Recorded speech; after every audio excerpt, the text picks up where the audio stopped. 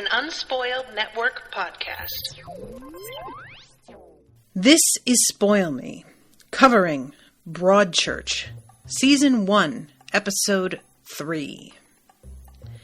In this episode, we find out what it was that Mark was doing.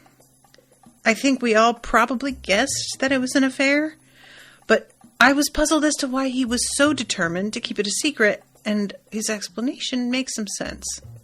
Welcome to Spoil Me.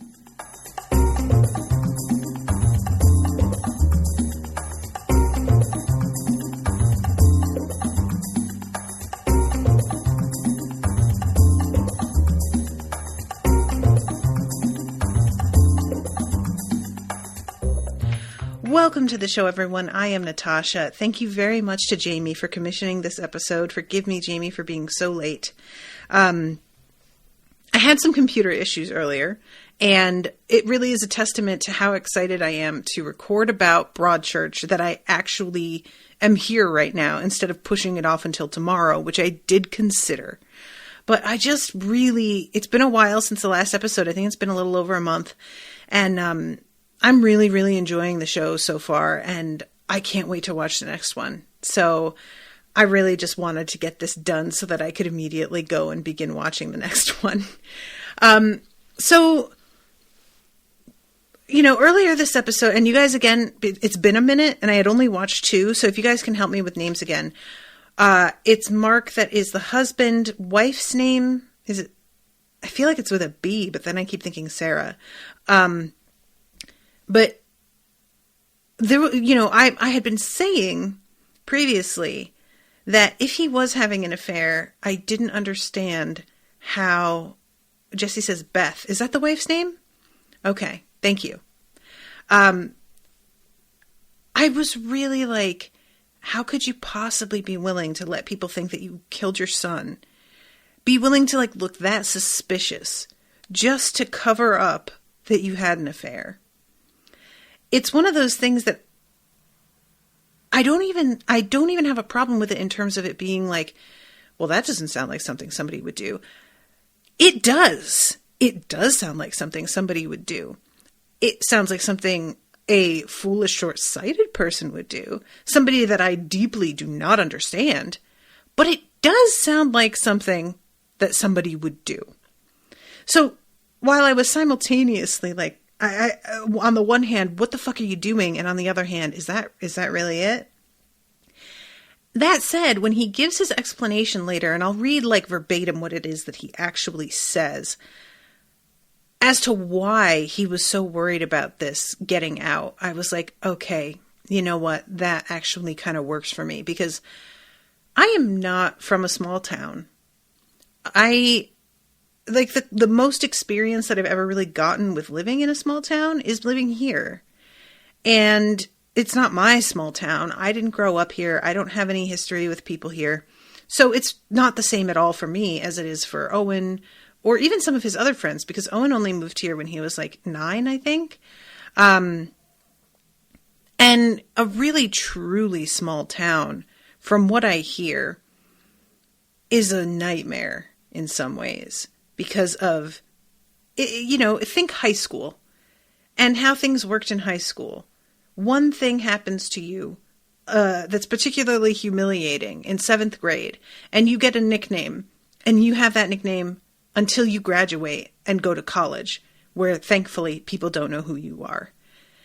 That's what I would imagine living in a small town is probably like. That it's just, everybody is so fucking in each other's business. There's nobody has better things to do, or if they do, it feels so like linked with what's going on in the town that they are become like one and the same thing. And it's just really hard for me to imagine that sort of scenario, because it's so the opposite of anything that I would want that I can't imagine staying and living a place like that. I would just try to get out. I really would. And yet I know that for a lot of people, there's a comfort in knowing everyone and being near your family and the ritual of like staying in the same place and your kids going to the school where you used to go, I can understand that in a way. As somebody who thrives on like routine, and I really like things being sort of planned out for me, I can understand the appeal, but it's just never been what I wanted. And this is part of why. The fact that everybody's in your business, the judgments that get made about you just stick forever. There's no sense of anonymity, of being able to just live your life, a nightmare. So I'm going to start at the beginning, and we are going to talk about the, the opening scene. So we have Mark, and at the end of the last episode, we had found out that Mark's blood was in that hut, that it was obvious that he was like lying to the police about the fact that he was like, oh, I don't know where I was. He doesn't even get his story straight with his friend completely. It's just the bare bones of a story. And this is one of those things that happens when you aren't somebody who watches crime shows or understands how the police operate. They will keep asking you weirdly detailed questions until it becomes clear that you are inventing shit. And they will do that with both of you. And every discrepancy is going to be noticed. And you can try and put that down to, well, I wasn't really paying attention to that. As much as you want, you can attempt to do that. But police aren't fucking morons most of the time. Asterisk. And they will poke holes in stories that are true, for God's sake. They will try and catch you on shit that is absolutely what happened. So just the half-assedness behind his attempt to like have an alibi here. I have to assume that his friend knows about the affair, because there's a combination of things. One, if somebody's kid turns up dead and that person tells you to please be their alibi, unless you have a really good reason to know where they likely were instead of with you, you might not be willing to lie for that person. You may think that they're asking you to cover because they did commit the crime. I don't get the feeling that this dude would be willing to do that. His friend, whose name I'm also forgetting. Also, later on, when he's being talked to by the reporter, he says something about how, like, she's really outdoorsy and is always dragging the kids out places even though he doesn't like it. And the reporter says something about compromise, and he says, well, nothing's perfect. Which is not what she said. That's not really the thing. Saying that compromise is meant to be like, she's trying to say that's the point of marriage. That's how it's supposed to work. So your response of, well, nothing's perfect, feels like compromise is like a bad thing that we shouldn't be aiming for here. And that sort of gives away what you feel about the relationship. And that feels like you know something. So I think that he knows, but I am not totally sure. He may just be sort of in the place that Beth is, where he suspects. Because I think Beth is aware he's having an affair, or at least suspects. The reaction that she has at the very end when she sees him with the hotel owner, it's not like, she's obviously so hurt by it. So I don't feel like it's the kind of thing that she consciously was aware of and just like, he's having an affair. I think that it was more than just a suspicion, though. And she was desperately hoping to be proven wrong. That kind of situation. And I had said before about her pregnancy that I was wondering if it was even his. She hasn't told him that she's pregnant yet. And it's unclear whether she's intending to keep it or not. I wonder if her relationship with him is going to be a determining factor. Like, for me, it would be. But, everybody is going to be different. And after she has just lost a child, she may see a new baby as a comfort in a way. I don't know, But I'm wondering, they seem so disconnected that I'm surprised that they are still having sex and that she's pregnant at all. That said, there's no reason to necessarily think it's his child, except for the fact that I feel if there was something else going on between her and someone, we might have seen evidence of that by now. We haven't really seen anything to indicate that. No, like, furtive text messaging or anything like that. So anyway, yeah, I'm really like, there is so much about their relationship that we still don't quite know. And I don't really necessarily feel like it's going to play a factor in who committed the murder, but it's the kind of thing that I want to know because it's going to determine the way that they each react to things. And in the end, she asks him if he did kill their son. It's a really great moment too, because she's asking because she wonders, like, why he won't tell her where he's been. There's the psychic who passes on a message, don't ask or don't find out who killed me because it's not going to make it any better, because it's somebody that you know really well. And obviously she's putting some stock in that. She really, like, there's a feeling to me like she rejects him initially because of the mindset she's in when he approaches her. But I think that had an effect and got into her head a little bit. And I don't know. This is the character stuff.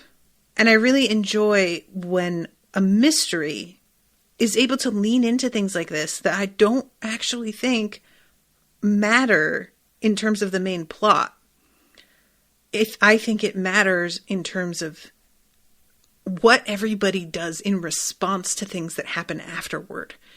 Because that's what's going to lead the investigators into whatever direction they wind up pursuing, is how everybody reacts to being questioned, how everybody reacts to certain news being exposed. That will point them in certain directions. And I'm really curious, too, about the fact that there's a second season of this show. Are there 3 seasons? I feel like I remember you guys saying there were 3. Is this mystery not solved by the end of the first season? Or is there a different mystery for the second season, or what? Because it's the kind of thing that I feel pretty strongly about shows that have a really contained story for the first season. It's rare to be able to pull that off for a second season. It can either come across as feeling really contrived in the second season, or it just feels weak in comparison to what was a very powerful story often in the very first one. And part of me is sort of hoping that we don't get all the answers by the end of this season, because I like this mystery.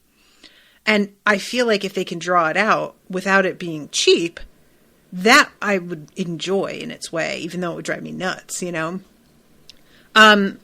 So, okay, let's go back to what's actually happening on the show here. So we hear this, like, sort of weird screaming sound.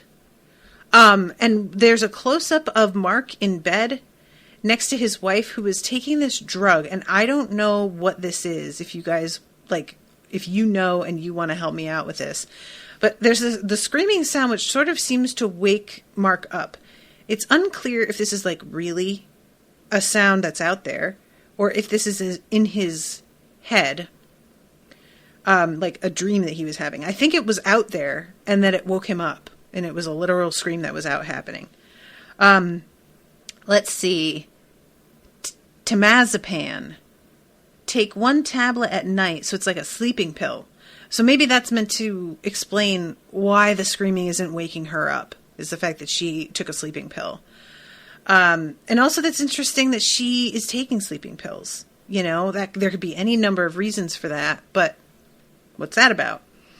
So he hears crying, and he goes to his son's room, and Danny is, like, curled up on the ground, and he's wet. Like, his hair looks wet. It looks like, honestly, all of his clothing is soaked. And he's, like, sitting on the ground next to his bed, just fetal position, crying, and his dad wraps his arms around him and just says, "Hey, come here, come here." And it's honestly a really sweet moment, because so many dads finding their son crying would just be like, dude, what the fuck, you know? Like, it's just a toxic masculinity thing to just say to a kid above the age of 4 that he shouldn't cry. But Mark is holding him and saying, I'm so sorry, mate, as he's holding him. And then he wakes up. So it's sort of unclear, is this something that happened and he's dreaming about a thing that literally happened? Or is he having sort of a metaphorical dream where here's his son who was found on the beach, wet, crying, and he's apologizing to his kid for letting him down, which you could interpret it that way too. And he wakes up and there's just a real sense when he wakes of like remembering that his son is dead and this like sadness that comes over his face for a second. And he turns over and sort of snuggles up to his wife, and it's a very sort of tentative reach out for comfort sort of moment. And it's, you know, in talking about what people do in a reaction to finding out information and that being important to their characters, it could go either way, something like this with a couple. Either this loss brings them closer together because they begin to cling to each other for support, or it drives them apart because they wind up blaming one another for what happened. In her case, he was having an affair, and maybe, she blames him for not being there when he should have been. I feel like things are bad enough between them that the second option seems more likely, but it's not that the first one's completely out of the question. It would just take a lot more patience, understanding, and a forgiving that I don't know personally I would be capable of in this situation. You know, I don't have a child, so it's really hard for me to like imagine how I would feel in this sort of scenario. But just thinking about like if something happened to Owen and one of his grandparents was supposed to be somewhere and they weren't because they were doing something kind of fucked up, and something happened to Owen because of that, I don't know about getting past that. You know, it's just when somebody who is super important to you feels like they're relying on another person for like protection in some way, and that person is not there for them, not due to any like their hands were tied, they were at work, they were doing whatever, they were fucking somebody else. I wouldn't really be mad at her if she couldn't get past that, you know? So we see the team that's like dealing with the hut and doing all of the like sweep down and brushing for prints and getting all of the, you know. And then we have, okay guys, help me out. Who are the two detectives again? We've got the 10th Doctor and the cop from Hot Fuzz, the female cop. But she's brought him a thermos. She's doing a nice thing because it's the middle of the night and it's very cold. And he doesn't even say thank you. He just doesn't fucking want to like be a person. And later on, when he's talking to like this friend of his, a doctor, I say friend because it feels much more like that's the relationship they have though. He's talking about how he hates these bloody people and their bloody faces and the way they fucking bloody talk. He just has such contempt for everybody here. And it could be because he has his own issues and he's sort of projecting things onto people. Or maybe he's just an asshole and he's always been an asshole. There's a real temptation with a character like this to think that he used to be a better person and then whatever trauma happened to him turned him into this like shitty person that we see today. But that's not necessarily true. He might have just been shitty, and he is still shitty, and the trauma just made him shittier, you know? Not even the trauma made him shittier. The trauma caused him to lean into his own shittiness rather than going the other way and attempting to be better. And he says to the guy that he's here for penance, and he acts like it. He acts like he's here for penance. He doesn't act like he's here to do good for anybody or because he cares. It feels like a fucking chore. And it's very clear to everybody around him that's how he sees it, even if they don't know why. He's just so infuriating. Alec and Ellie. Thank you, Melanie. So she says something about how there are so many reasons why Mark's blood could be in the cabin. And he is like, dude, look at the evidence in front of your face and stop coming at this like you're his lawyer. And what are you doing? Stop it. And when he says something about, like, why would you bring the kid all the way down to the beach instead of just throwing him off a cliff? The cliff is right here. It would still get him to the beach, but they didn't do that. Why? And she takes exception to, like, the way he's talking about the murder. She doesn't like it. To which I'm just like, girl, how do you have this job? And it's so annoying because I don't want to side with him on stuff because he is an asshole. But a part of me understands where he's coming from on this. You know, like, it just feels so... She's so sheltered from these kinds of cases because of where she's from. It doesn't seem like they deal with this sort of thing in her area very often at all. And the fact that it's also somebody she knew. You know, it's a child of a friend and her son's playmate. It makes it so much worse. But also, I wish that she could just, like, disconnect a little. At the same time, the fact that she doesn't disconnect, it's hard to say, because he feels that it weakens her as an investigator, and I can completely understand that perspective. But also, the way that she comes at things might be a strength that he hasn't seen, due to her connection with people in the town. She has to learn how to, like, leverage that, though, because currently, her connection to people in the town is a liability in the way that she behaves. He says something later when she's trying to connect with, like, the kids that they're walking past, and she's like, come on, give me a header, throw me a header. And he says, you overcompensate, and she says, I know, really abruptly. And so, this is not a strength for her currently, but it could be. And I want it to be. I want her to prove to him. I hate that I'm even saying that, though. Like, she shouldn't have to prove shit to him. But honestly, let's be real. That's kind of what's happening right now because he's her boss. I want her to prove to him that, like, giving a shit about the people and connecting with them is not an inherently weak position to be in.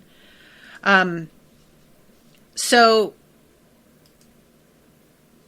in the morning, we have Beth weighing herself, and, like, she's stroking her hand over her stomach because she's not feeling...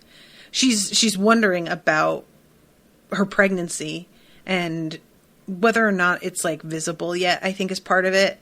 And her husband comes in and interrupts and causes her to sort of panic. And it turns out that he's gone in there just to text. And he's texting his friend about how, you know where I was the other night. And his friend just gets this look on his face like, ugh. Like, he really does not want to be put in this position. And I don't fucking blame him, honestly. You know, Jesus Christ. So he winds up going out because the cops want to talk to him. And we have a scene where we cut to the little convenience store that Mr. Marshall runs. And the reporter trying to talk to him, Karen. He is so uninterested.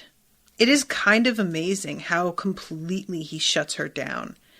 We've always seen him be, like, this actor is cast as an asshole a lot of the time. He's very good at it. But he's never been this kind of understated asshole. He's always somebody who really has, like, a fucking smart thing to say, who's got quips, who's an asshole but, like, kind of funny, or at least shocking. And this is just him being like, I'm not fucking talking to you. Get the fuck out. No, seriously. Leave. It's much more subdued. And it makes him feel a little bit more threatening and like a force to be reckoned with here. And he gets interrupted by the woman who holds the keys to the hut coming in. And she seems, I don't know. There's a weirdness to her overall. She's more friendly to him than we've seen her be to literally anybody. She smiles at him, and we haven't seen her smile at a fucking soul. It's a fake smile, but nevertheless. So then we have a scene where Alec basically throws Ellie to the wolves and tells her that she's the one who has to, like, run the briefing for the day. it's one of those, like, where he's behaving like it's nothing to send her in because he's too busy. But then we see him literally standing around watching her, and it's very clear that it's not because he didn't have anything to do, or it's not because he didn't have time to do it. He just wanted to throw her into it and see how she did. She's super resentful. There's a part of me that kind of like understands this method of teaching, and really the thing that it comes down to for me is that I don't think him making her do it this way does any harm. That's really, so in the end, I'm not that mad at him for this. If it felt like she was talking to, I mean, she's talking to the rest of her team. She's not talking to press, right?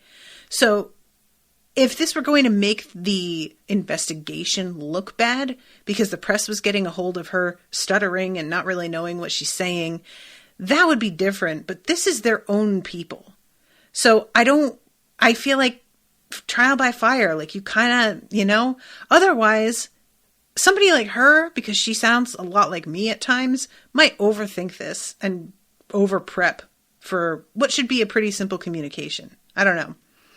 So I'm kind of on his team on this one. And when she comes out of that very angry, he has made her a cup of tea. So he's taking her notes about how to be more of a person, not completely, but he's like doing a little something.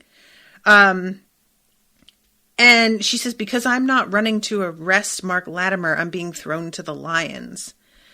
And it's interesting because I didn't really take it that way. I honestly felt like it was him trying to like give her more experience with doing some of the things for the job that she claims that she wanted. And just being an asshole in the way that he does it. But she's seeing it as sort of like a retribution for her voicing doubts. I mean, maybe she's right. I didn't see it that way. But I don't want to say that's not it, because I don't really know him well enough to know if he would sort of lash out like that. And she starts to like basically yell at him, "You are such a," and she stops and he just stares at her for a minute as if he's sort of hoping she'll just say it, but she doesn't. She swallows her words. And then he says, "We have to interview your son. You should have an appropriate adult, not you, obviously, be with him while we talk to him. So find a relative or somebody, but Mark is downstairs." So they talk to Mark. And honestly, the whole thing with Mark is just infuriating to watch. Like, the thing about it, Jesse says, "I also thought it was fair. She was also expecting to get Alex's job, so she should have been able to take some things over." Yeah, that's kind of how I felt about it. Like if you aren't feeling like you can handle this, what were you trying to get that job for? Like this shouldn't be so completely outside of your comfort zone that being asked to do it feels like punishment. That's all I mean. But anyway, so this conversation with Mark, it's just, he's such a bad liar. Hasn't even really constructed like a complete lie is part of the problem. It's so like flimsily done. Every time that they sort of push him on a particular issue, he says something about how like they're twisting his words and he can't think straight. Basically trying to lay the groundwork for if I say something that turns out to be wrong later, I'll just say that, "Oh, I was so confused by the conversation." It's really weak sauce. And it's when you don't yet know exactly what the issue is that he's covering up for, you just want to fucking slap him. And I appreciated so much when Alex says, "Look, my son gets murdered. I'd tell the police everything. I just would. What is the fucking problem?" And thank you. That's exactly my question. Just, what are you doing, guy? Seriously? Come on. Answer your child is dead. There's somebody walking around out there, if it wasn't you, who fucking killed him. And you are more worried about gossip in town than your kid. and a murderer who could kill other kids. Fucking what? But when he explains later, I'm going to jump ahead to the actual scene. I really liked this. He is... First of all, I love the fact that Ellie is so angry at him for lying. She's so mad at, like... Basically, I think it's a combo that she knows he didn't do it, but she knows how bad he's making himself look. And she's like, why? Why are you doing this to yourself, dude? And she knows he didn't do it, and he's making her look like a soft-hearted idiot when he could just, like, prove her right in a second, and he's not doing that. So there's that also. But when Alex says, you're just worried about gossip, he says, no, not gossip, lives, my family, her business. You don't understand. You haven't lived here. You don't know how these things stick. And he just sort of like spaces out for a second. Don't tell Beth. I haven't done anything like this before. I swear. Not with anyone. I've had chances, but I've never done anything before this. And he says, we're tired, though. I saw a chance of something else, and I took it. And when she asks, like, no, seriously, it's been about Danny's killer the whole time. What the fuck? He says, because I'm ashamed. The one time I took him for granted, and that's when I lost him. And he begins crying here, and it's honestly really, like, emotional and really well acted. And even Alec looks, like, sympathetic. He's still got a sort of, like, sardonic, like, for fuck's sake, dude. But there's a lot more empathy there than there was before. Don't tell Beth, please. And Ellie nods to him. She doesn't say anything. And it's like almost imperceptible, her nod, but she does. And also a tear falls. And I'm just like, oh, man, Ellie, I believe you that you'll keep your promise. I don't think you're going to tell Beth. At least not like, you're not going to like leave and immediately tell her. But you are too honest a person. And you're not going to be able to like hide from her that you know something. So we know that she finds out. Beth does by the end of this episode anyway, so it doesn't really matter. But Ellie's fooling herself if she thinks that she's going to be able to like really keep that from Beth. There would be no way. One conversation and Beth would ask her the right questions and her face would say everything, you know? So, all right. We have, as he's being questioned, a scene with Beth, and she's like scrubbing the bathtub. And that cop who has been assigned to sort of monitor them is watching, and she's talking to him about the fact that Danny's shampoo is there, and she keeps trying not to look at it, and she asks if she should throw it away. And he doesn't have an answer for her, and I found it really weird that he's apparently been trained to, like, help families through crises like this, but he seems so uncomfortable with talking about grief. Or earlier when they're talking about how they have all this food and all these flowers and they don't have room for them all and what are they going to do with them, he makes some quip about how he'll take them, and it's super inappropriate for the moment. He's trying to make light, and it's just not the time. And I just can't imagine what the training was that he went through that leads to him blurting shit out like this, you know? Like, guy, read the fucking room. What are you doing? So, you know, he asks her at this point if she knows where her husband was, and she doesn't. And she has a really sort of like prickly vibe when he asks, and it's, you know, the point where we start to think that she suspects that he's having an affair. So we cut from there to Ellie and Alec going and checking out, oh my God, Mark's boat. And they find Danny's blood on the boat. And he tells them a story about how he stepped on a line and it cut into his foot when they were fishing.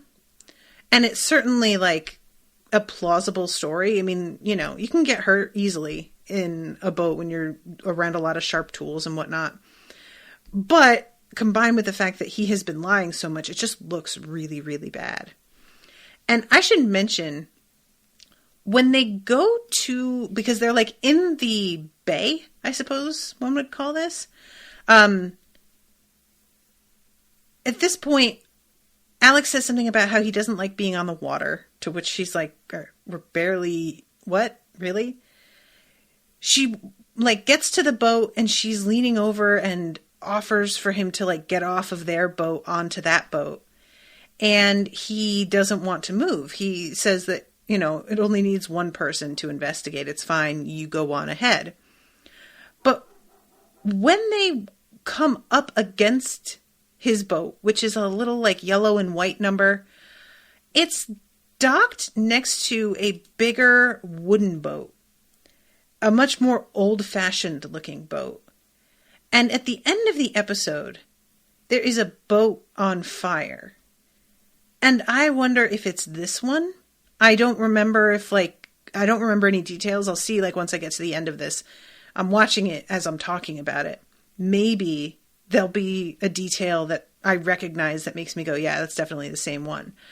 But the way that the camera sort of angles a couple times makes me feel like we're meant to notice that.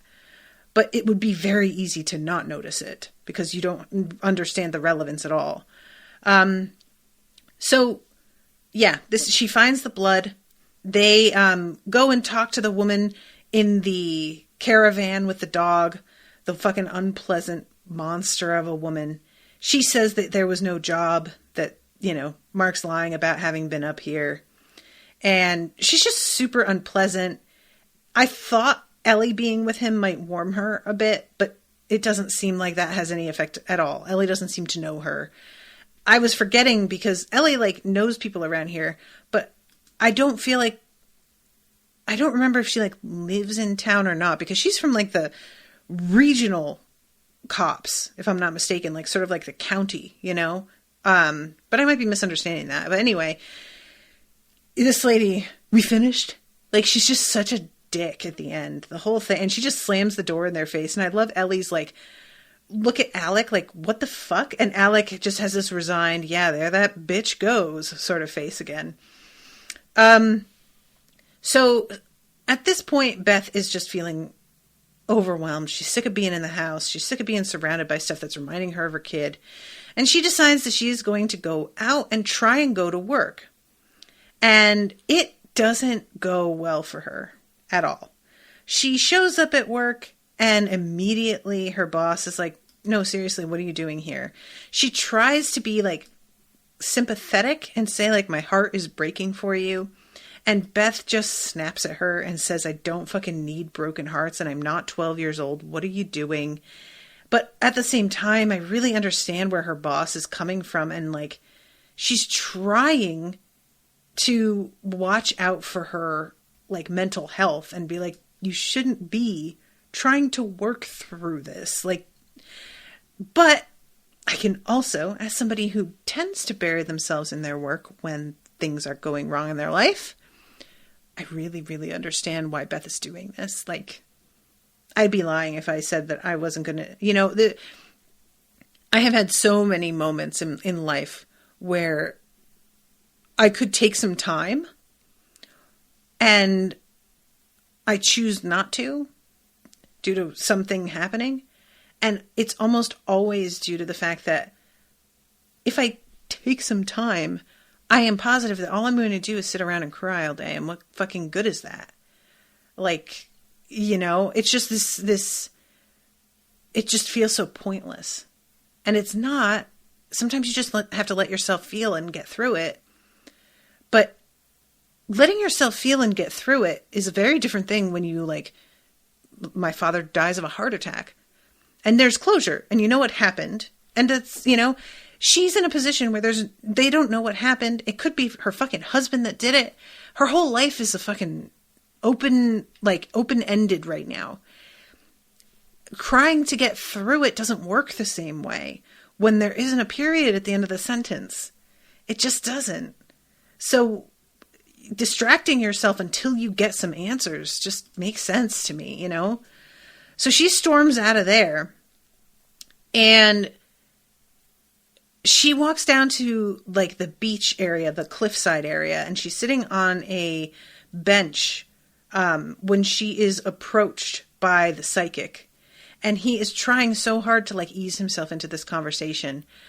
But she is understandably just feeling like she can't go anywhere without people who know her situation. She's just suffocating and does not react well to him trying to talk to her. And she does a how dare you sort of thing, which I've said before, I would probably also do. You know, I would be so disgusted.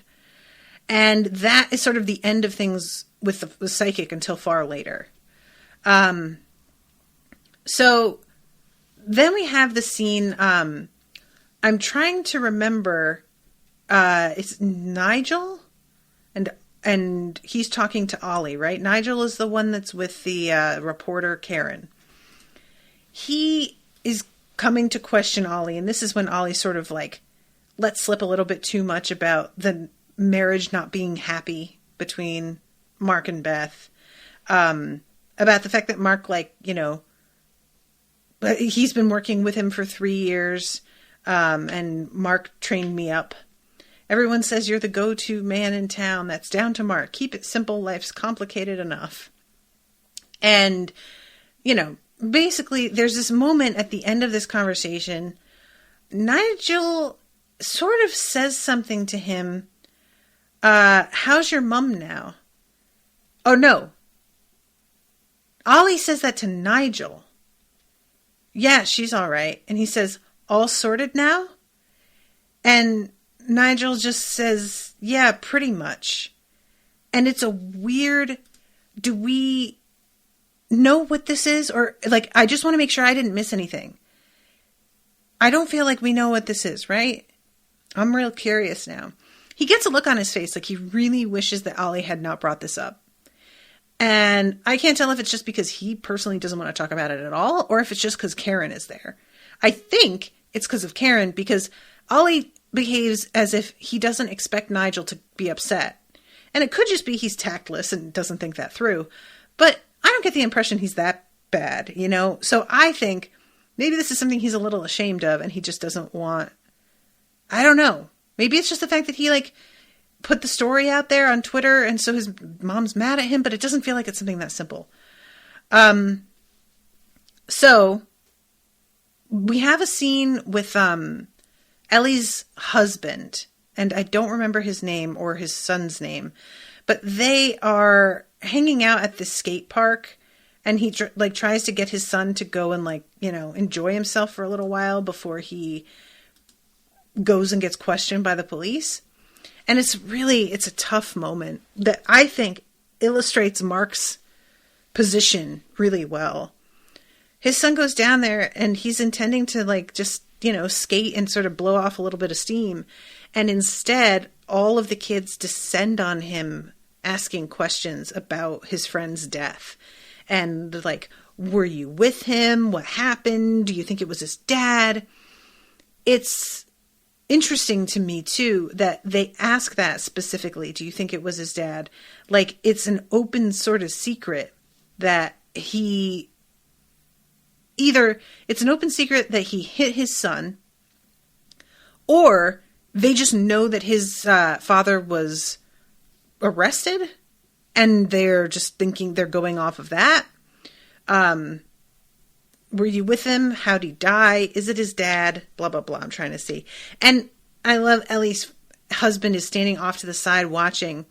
And you can see him, like, realizing for the first time, it feels like, just how much this tragedy is going to blow back on his family in a way that his son won't be able to escape even when he's with kids his own age. I think that he sort of thought hanging out with friends would take his mind off it, not realizing that kids are going to be even less delicate about asking questions than the fucking cops are. They're going to, you know, it's going to be like the main topic of conversation. Kids don't care. So then we go to the actual interview. And I really like this scene because Alec he can tell that this kid is lying. And the kid is, we saw him delete a bunch of stuff. We know he's covering up something. He specifically asks, was Danny worried about everything? And he looks away and says no, looks at the ground when he says that. And eventually he asks about Danny's relationship with his dad. And it looks like the boy wants to say something and is holding himself back. And eventually Alec is like, you can tell us anything. Nothing is getting out of this room. And he admits that Danny said his dad hit him. And it was a couple of times, not just the once, that his dad got into bad moods sometimes. It's really surprising because as much as Mark and Beth have not seemed happy, it has not felt to me like he was that kind of abusive. And it just, I'm not at all implying that this boy is lying, although he is hiding something. So he might make something up to sort of divert attention from what he's actually hiding. But abusers are very good at, presenting a different face to the world. And some people who are physically abusive can seem like the gentlest people on earth, and it's a real shock. So, and I'm wondering if Beth knows about this, because when she asks Mark later, did you kill him? If she did know that he had hit his son, I feel like that would have been part of that conversation. That she'd have said, like, I've seen you lose your temper, and maybe you just lost it a little too far one time, but she doesn't say anything like that. So I can't tell if she is aware of it or not. So we go from there to this sort of interesting scene to me. It turns out that Mark has been arrested. He's the cop that's like eyeballing the family, staying with him, informs her and her daughter. And the daughter begins to sort of fly off the handle about the fact that, he's been arrested and then that's all you're going to say and nothing else, and you're just going to leave it at that. And it sounds like, because of the way that Beth reacts, that she's angry at her daughter for being rude to this guy. But when she drags her into the bathroom, she yells at her, he isn't our friend. You can't talk to him or tell him anything. He is the spy for the cops and is watching everything we do, remembering everything that we say and telling them about all of it. We have to stay tight, even just you and me if necessary. She says, and Dad? It isn't Dad. You don't think it's him.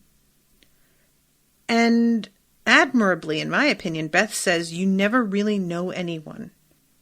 And we have to be so strong right now, and you have to be older than you are, because I don't know where this ends. And I was a little worried that her daughter was going to argue with her and be like, Dad would never, I can't believe you're even insinuating. But there's like an urgency to the way Beth is talking that I think supersedes the words that she's actually saying. And her daughter's just like, okay. Like there's this emotional component that feels so strong that I think that her daughter is willing to sort of forego the argument in favor of just calming her mother down a little bit right here, And also, even as young as her daughter is, she's not that young. And I'm sure she has seen what men are capable of. And even when it's your own dad, when you reach a certain age, you begin to realize that he's also a man and that he might be, ain't shit also. So I can't help but wonder if, like, her mom's saying you never really know anybody. I feel like that might have resonated a little bit, So there's a scene with Nigel and Karen where they're like having drinks. And she's asking whether the guy who runs the, what do you call it? The Sea Brigade, Mr. Marshall, if he's married.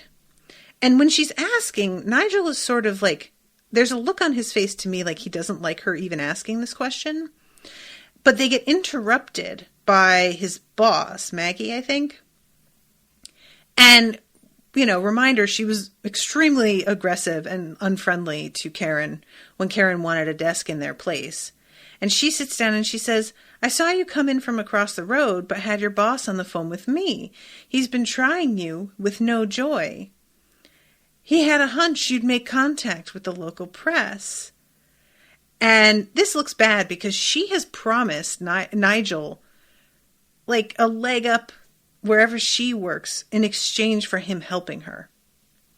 And now she's telling the story that there's no money for reporting, that she's gone AWOL, and she's doing her own thing to try and like defend this family from the failure that Alec is.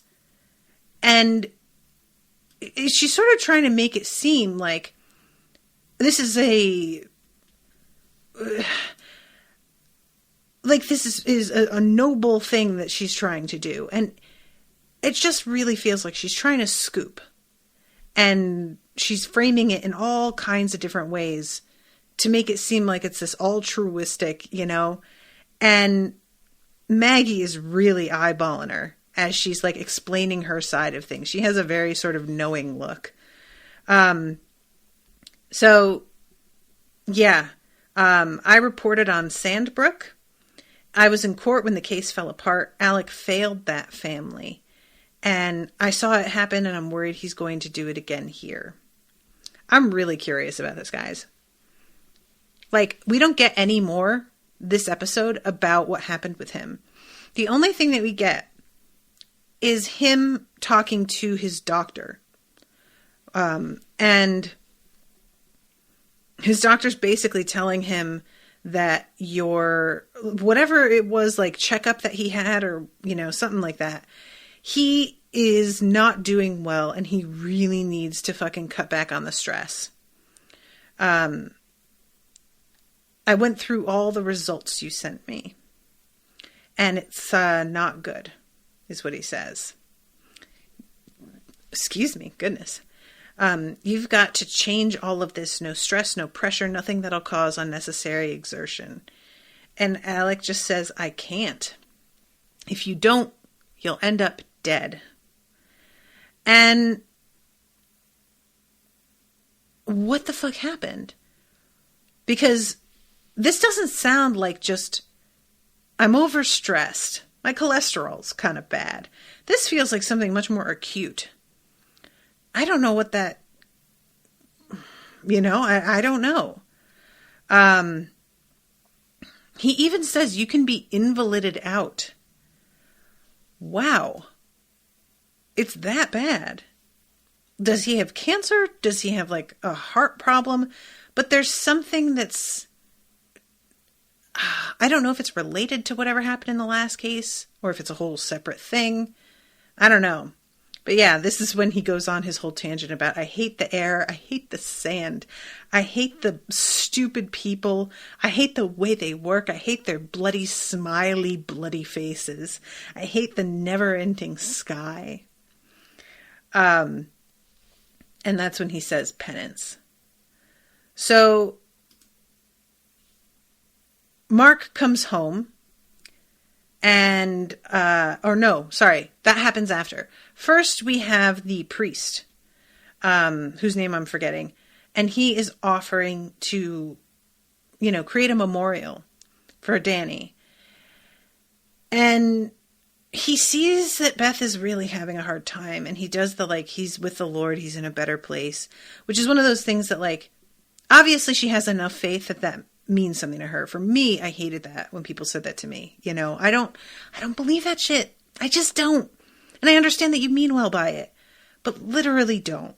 Unless you know for sure that's what somebody believes, just don't.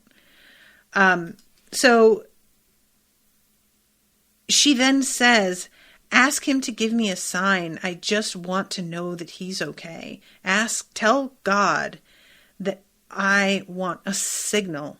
Something. Let me know that he's okay. And we cut from there to her getting the note. I think it's just shoved under her door. And it's from the psychic, and he's basically like, hey, real sorry. I didn't mean to fuck your whole day up. If you want to get in touch, let me know. And she interprets this, understandably, as the signal that she was sort of waiting for. Meanwhile, Beth's daughter, Chloe, has texted the hotel owner, help with name if you guys remember, and asked her, she basically seems to know that her dad is fucking this woman, which that does not surprise me. Once you're a certain age, you can read your parents a lot better. She's probably known for a while. And this woman comes and tells them the truth about where he was and the fact that they were having sex and how long it was going on, etc., etc. And, you know, the fact that it would be super bad for her business were this to get out.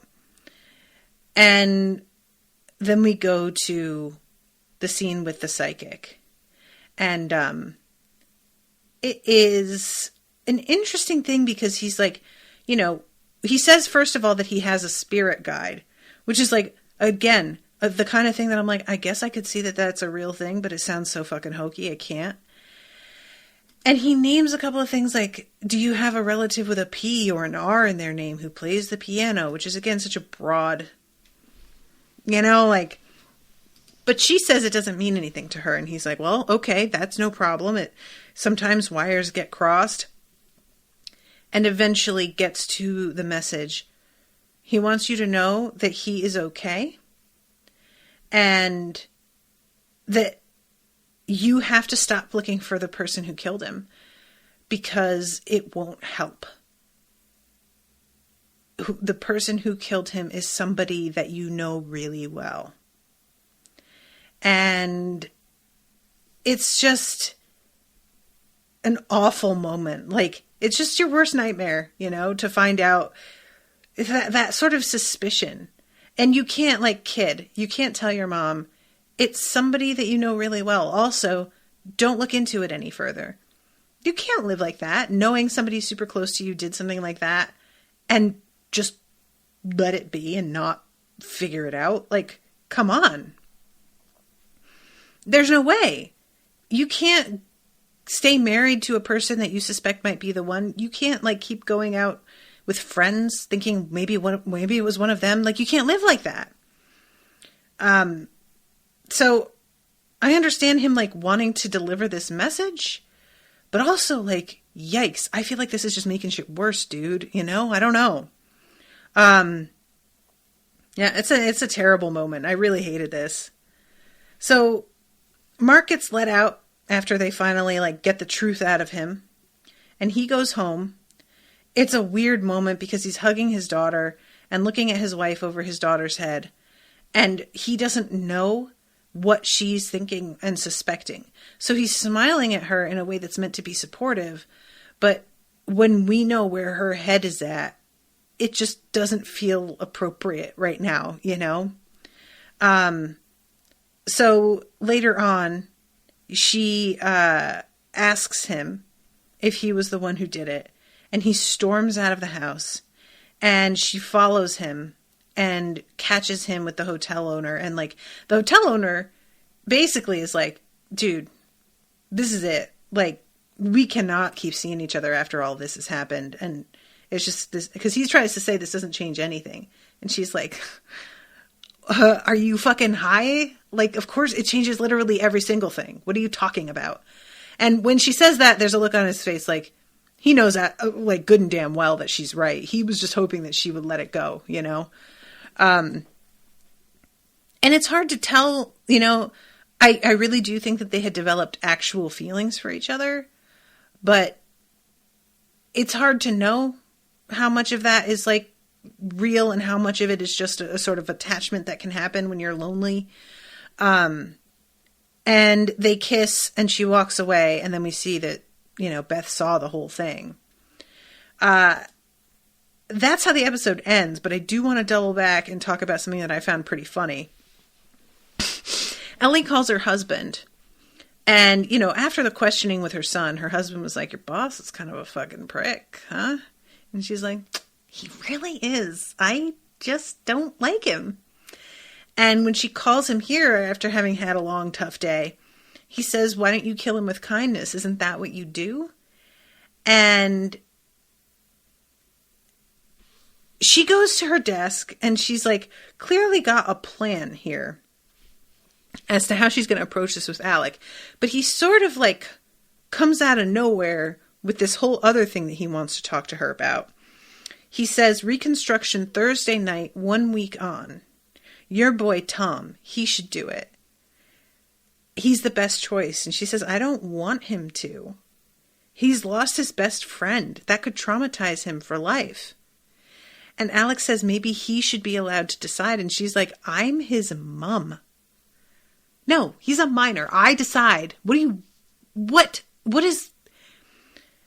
And he says, so your commitment to this investigation stops outside these doors? With respect, sir, move away from me now or I will piss in a cup and throw it at you. That's a pretty good bit. I liked it. I will piss in a cup and throw it at you.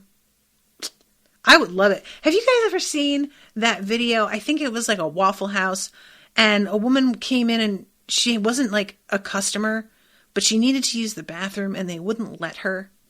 And so she just drops her pants, squats down, shits on the floor, and then picks up her own shit and chucks it at the hostess. That is a thing that was caught on video that I have seen with my own eyes. And it is one of those things where it's like, on the one hand, that is the worst thing I've ever heard. And on the other hand, I'm almost impressed. Wow. Commitment to a bit. Damn. And I just imagined that right here. What's your husband's name? Joe? Talk to him about it. And Tom. And she looks like she's going to absolutely fucking pop. And then says, you're invited for dinner. And he's completely taken aback and says, what? Pick a night. At your house? Why? Do you know many people here? No. Are you living off hotel food? It's not a good idea. Don't be an asshole about it. I don't want to do it either, but it's what people do. Is it? Yes. They have their bosses round. We don't have to talk about work. What will we talk about? I don't know. Just say yes. And then he just goes, yeah. Thank you. Bloody hell. And then he walks away. Honestly, this is the best. I love it. He throws her off by demanding this thing that she's super uncomfortable with, and she does it right back. Oh, God, that was just really good. And the way he finally just says, yeah, it's like he could barely muster the fucking word. Oh, God, I cannot wait to see this dinner. Oh, it's going to be so awkward. I can't wait. I can't wait. I can't wait. I can't wait. So yeah, then the episode ends, like I said, with a boat out in the like bay where the beach is on fire. Have to assume that this is an evidence boat, but we don't actually see. I don't think it's the same boat that was next to his, but I might be wrong, but there's no distinguishing feature that I can tell. So I guess, I'm really excited, guys. I really like the show. What's the next episode? The 26th. Not too long. It's, next Tuesday. So that's cool. And, Tuesday and then Friday in the same week. We got a bunch coming up, guys. I'm really excited. Yay. Okay. So thank you again all so much for listening. Thank you to Jaime for commissioning this and for, putting the show on the docket at all. Appreciate all of your patience with me being late. And I will be seeing you again very shortly with a new episode. Until then, toodaloo, motherfuckers.